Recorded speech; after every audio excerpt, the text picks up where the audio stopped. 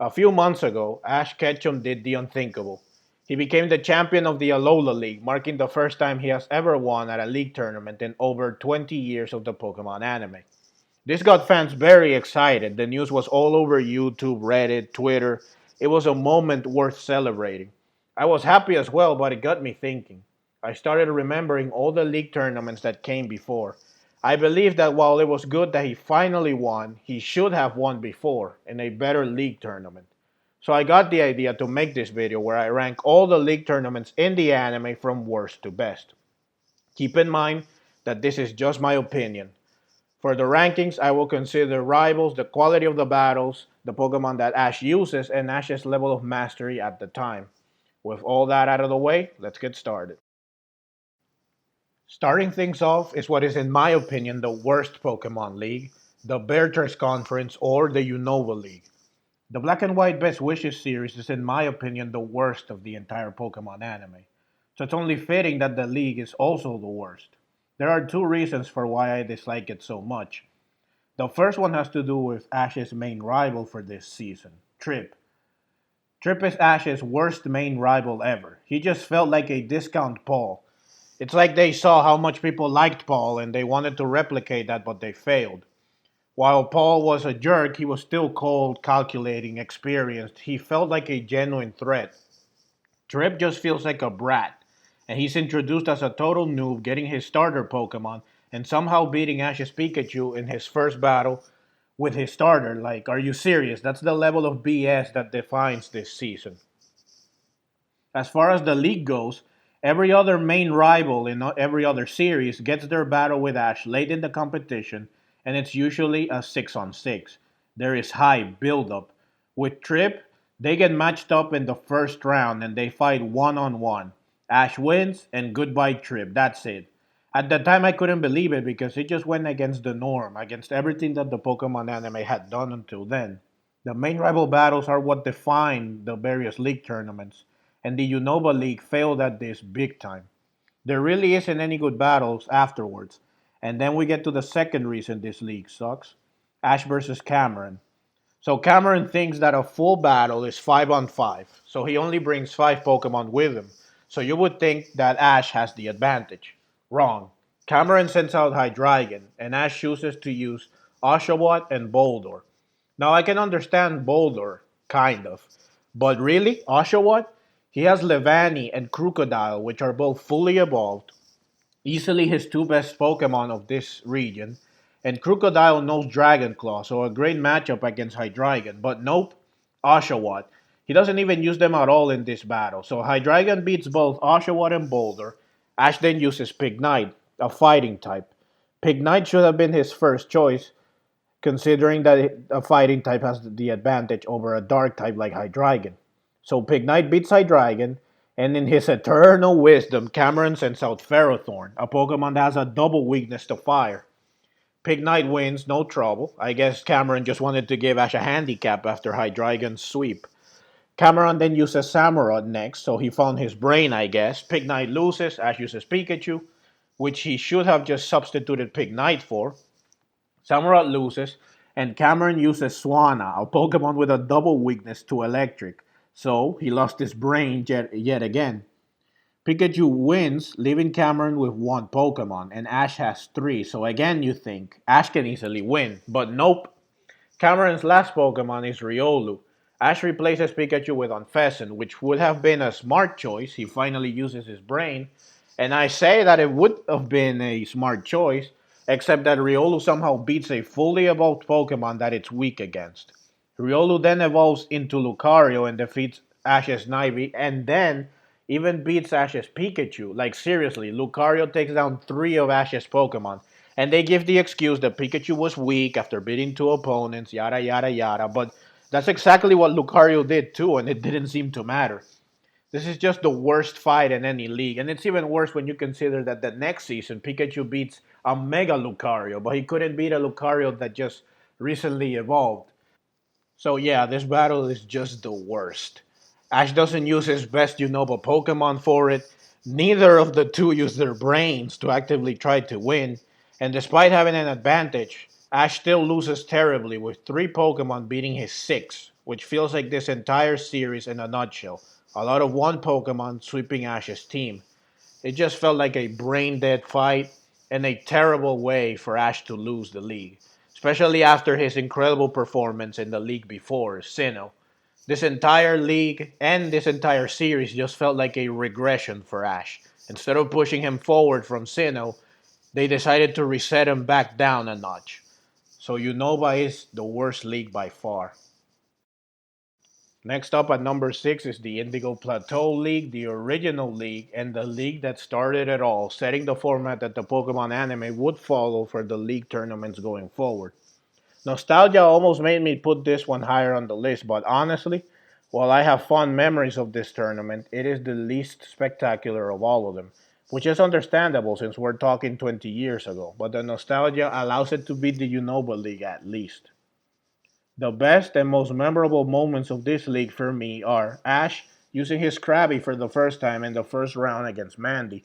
Krabby beats Mandy's Executor, evolves into Kingler, and then sweeps the rest of Mandy's team. I can never forget the scene of Ash jumping across the pool to hug and congratulate his newly evolved Kingler. The other memorable moment is the battle against Jeanette Fisher. Ash had her cornered 3 to 1, but she uses a Bellsprout as her final Pokemon. A Bellsprout that was clearly kept on a strict rare candy diet, and a Bellsprout that had intense martial arts training. Her Bellsprout beats Ash's Bulbasaur after dodging all of its moves and smashing it against the wall, and then it even beats Pikachu with a drop kick of all things. When all hope seemed lost, Ash uses his Muck for the first time, and Muck is able to absorb all of Bellsprout's attacks and then smothers it with a body slam, winning the match. It was great seeing two Pokemon that had seen little screen time until then, and it was awesome to see them perform so well. Honestly, when rewatching these battles in preparation for this video, I was almost in tears due to how nostalgic they were. However, it was the fight with Richie that made me ultimately drop the Indigo League to the sixth spot.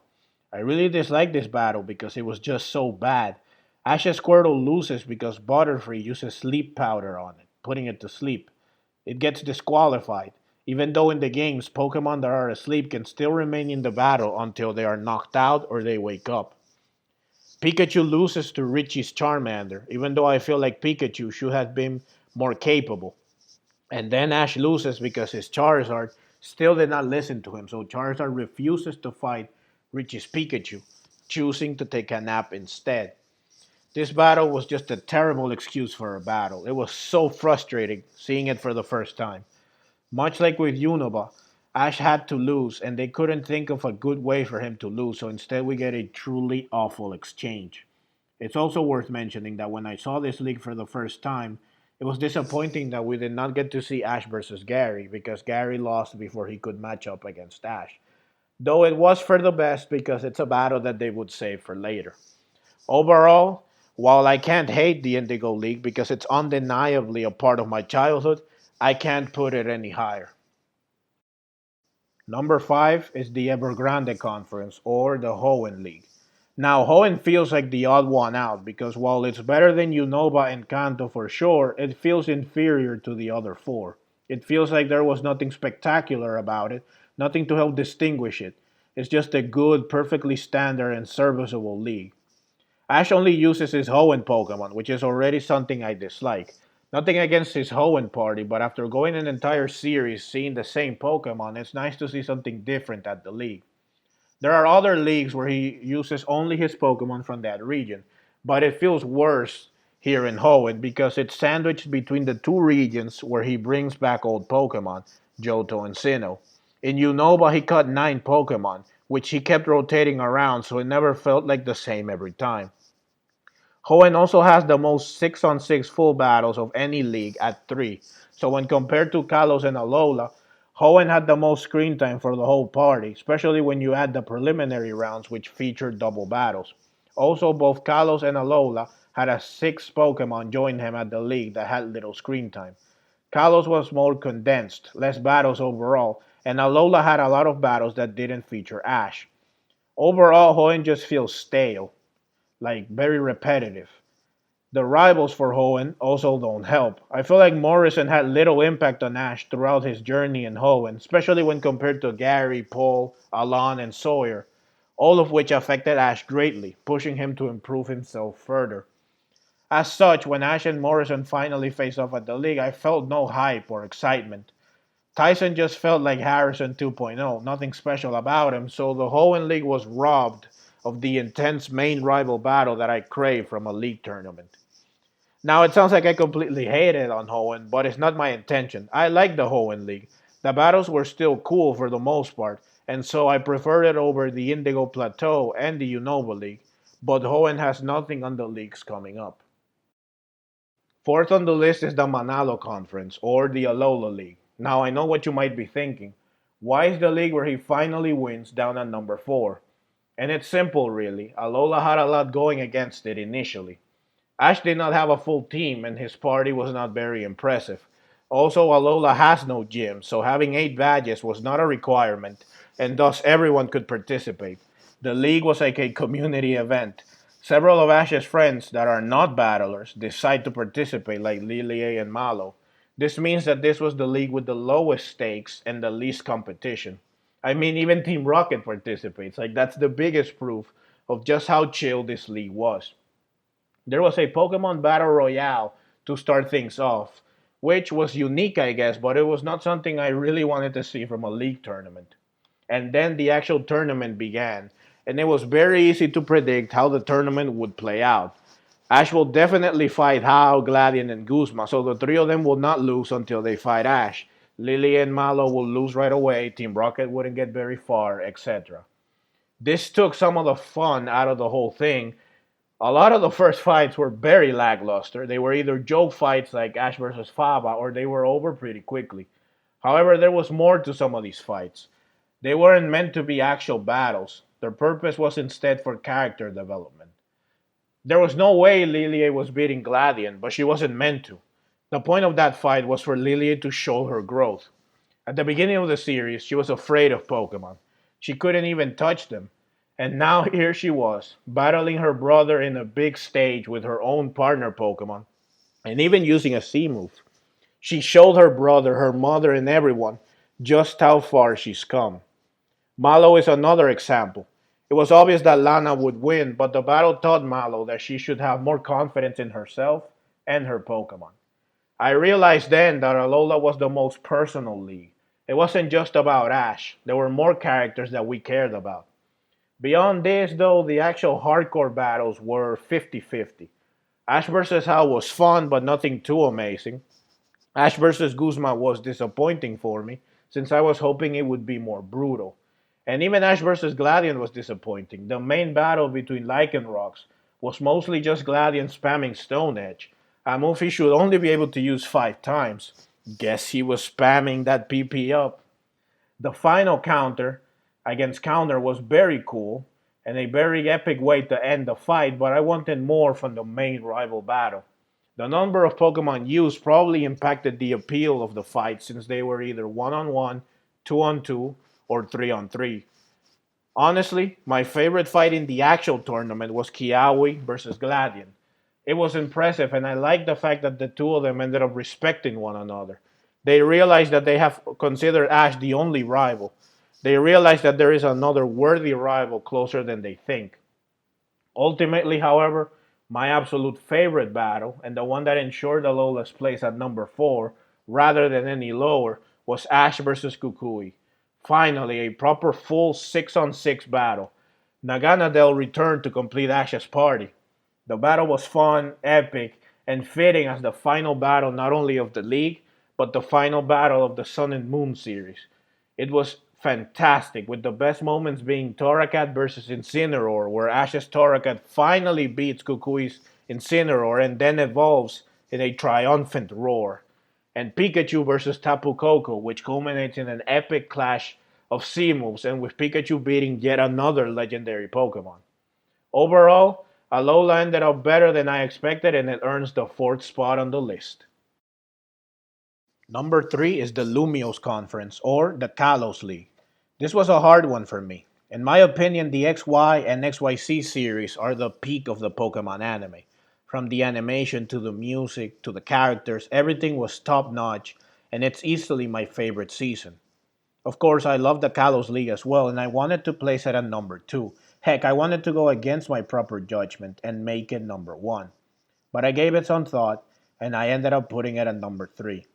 One reason for it is that Ash only uses his Kalos Pokemon, which is something I deduct points for. And the other reason is that the Kalos League felt rushed. It lasted for a total of 7 episodes, which is comparable to the other leagues. But with the intro episode and then the two main battles taking 2 episodes each, it just felt like it went by faster. It felt like there was less substance, less build up. The best parts of the league tournaments are the later rounds, but I also love seeing the early rounds and building up to the epic final clashes. Kalos to me felt like it was just the 2 final fights with very little shown of the early rounds. But of course, those 2 final fights are easily the 2 best fights in the entire Pokemon anime. Certainly the best ones from a technical point of view, since the animation and music were so amazing that I am convinced they ran out of budget, which led to the Sun and Moon visual downgrade. Both battles are so amazing that if I was to just take battles into account, Kalos would be number 1 without question. The 2 main rivals for the XYZ series are a big selling point. Sawyer was a great rival, the only main rival to consistently lose against Ash, but that meant that Ash could finally flex his skills and show that he had indeed traveled through 5 regions prior to coming to Kalos. Sawyer was following in Ash's footsteps, learning from him and hoping to one day overcome him, much like what Ash was like in the previous seasons with Paul and Gary. It was an interesting, unique dynamic, and when Sawyer finally beat Ash, it served as a reminder that Ash was not a master yet, that he could still stumble if he wasn't careful. If he didn't continue to strive for the best, he could still face defeat. This loss made Ash doubt himself, but ultimately it led to him coming back stronger and steeling his resolve further. Their fight at the league was a clash between Sawyer's desire to see if he truly grew to the point to surpass Ash, and Ash's renewed confidence. It was an epic fight with powerful meaning behind it. And then we have Alon, who is on the other side of the spectrum, powerful and always beating Ash. He felt more like a typical main rival, always defeating Ash but without the jerk attitude. Initially, Alon was only curious of Ash's Greninja and its mysterious power, but he soon grew to respect Ash, and he gained a passion for battling that he lacked before. He battled for fun now, not just for strength, and Ash respected Alon's strength and wanted to beat him in his quest to be the strongest. Their fight at the league had Alon finally realizing that he loves battling now. He starts the fight more stoic, but as it continues, he grows more and more excited. Ash was excited beyond words to have a full battle at the league finals with Alon, and he gave his best, hoping to finally overcome this great rival. The battle was amazing, but the final Mega Charizard X versus Ash Greninja fight was just epic and the coolest single clash ever in the Pokemon anime. I remember when I watched this fight, I was anxious the entire time, but very excited too. It felt very much like I was there, battling in their place. It was intense, and I firmly believed at the time that Ash would win, but he didn't, unfortunately, and seeing Greninja fall after the Water Shuriken and Blast Burn clash was heartbreaking. In the end, the Kalos League was very good. I know it sounds like number 1 with all the praise I have given it, but I leave it at number 3 because the 2 above it have several things going for them that just make me want to put them a lot higher. But Kalos is, without a doubt, very darn amazing. Second on the list is the Silver Conference, or the Johto League. I had Johto at number 3, just below Kalos, but I gave it some thought, and the Johto League is just so nostalgic, and it has one of my favorite battles in the entire series that I just had to put it at number 2. Also, this is the first time that Ash brings back his old Pokemon for a league tournament. It's the first time he could since it's the second region, so he had Pokemon to call upon, unlike in Kanto where he only had his Gen 1 Pokemon. This is something I really love seeing. It serves as a break from him just using the Pokemon from the region he is currently in, and it allows us to see his old Pokemon again. Bulbasaur and Squirtle return and they carry him hard in the early rounds, where they defeated 2 Pokemon each, proving that they are still powerhouses even if they remain unevolved. The main event, however, is of course Ash versus Gary, the rival fight that had the most hype and anticipation going into it, since if you count the Orange Islands, it was a battle 3 seasons in the making. They finally face off in a full 6-on-6 battle. Ash brings Charizard, Snorlax, Mach, and Tauros to help him. While Tauros and Mach don't help much, Snorlax takes down 2 of Gary's Pokemon, demonstrating that he is one of Ash's best Pokemon for sure. And Charizard sweeps 3 of Gary's Pokemon, including his Blastoise and Golem, whom Charizard has a disadvantage against. The fight was very good, very nostalgic, memorable, and I remember just how excited I was to see it back then. And even rewatching it now in preparation for this video, I still got goosebumps from it. It's just a fantastic fight. Ash versus Harrison, which comes afterwards, was less impressive but still good, especially Charizard versus Blaziken, a Pokemon that at the time was completely new and previously unseen. It was an epic fight between 2 fully evolved fire type starters. Though, much like with Greninja and Kalos, it was very shocking to see Charizard lose. But overall, Johto is definitely one of my favorites. And at number one, the very best league, like none of them were, is the Lily of the Valley Conference, or the Sinnoh League. This was, of course, not a surprise, since by process of elimination, there's only one league left. But Sinnoh was always number one in my mind because it has everything I like from a league tournament. First, Ash brings back several of his old Pokemon once again, but while in Johto he only had his Kanto Pokemon to call upon, in Sinnoh he has his Pokemon from Kanto, Johto, and Hoenn.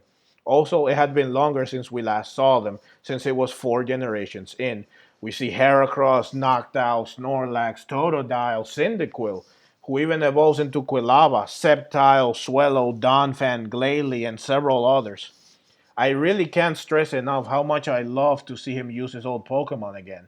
And it's such a shame that he does not do it more often. He only does it in Johto and Sinnoh, which is probably the reason why they rank so high. But I guess if he did it more often, then it wouldn't be as special. Second, he has an amazing rival in Paul, and an amazing battle with Paul. A full 6-on-6 battle that spans 3 episodes, an epic clash of ideals where they throw everything they've got at each other, culminating in Electivire and Paul taunting Infernape, making it show once and for all its true power, shutting down Electivire with a powerful Flare Blitz. It's by far one of the best battles the series has ever seen. He also has very good battles against Nando and Conway, 2 of his other Sinnoh rivals. And third, he fights Tobias, an obvious hacker with a Darkrai that defeated every gym leader and trainer it fought in all of Sinnoh without ever tasting defeat. But Ash's Sceptile was finally able to defeat it, becoming the first and only Pokemon in all of Sinnoh to beat Darkrai, and becoming Ash's third Pokemon to beat a legendary Pokemon after Charizard and Pikachu. Once Darkrai is defeated, what does Tobias do? Well, he sends out a Latios, of course, proving that he is definitely hacking, but Pikachu is still able to defeat Latios. And even though Pikachu was also knocked down in the process, he beat another legendary. 2 legendary Pokemons defeated by Ash and his team. He lost the battle, yes, but boy was it epic.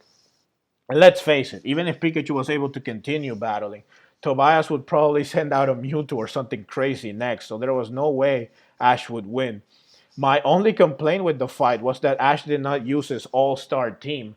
Nothing against Gible, Torkoal, and Swellow, but can you imagine if he had used Infernape, Charizard, and Snorlax in their place?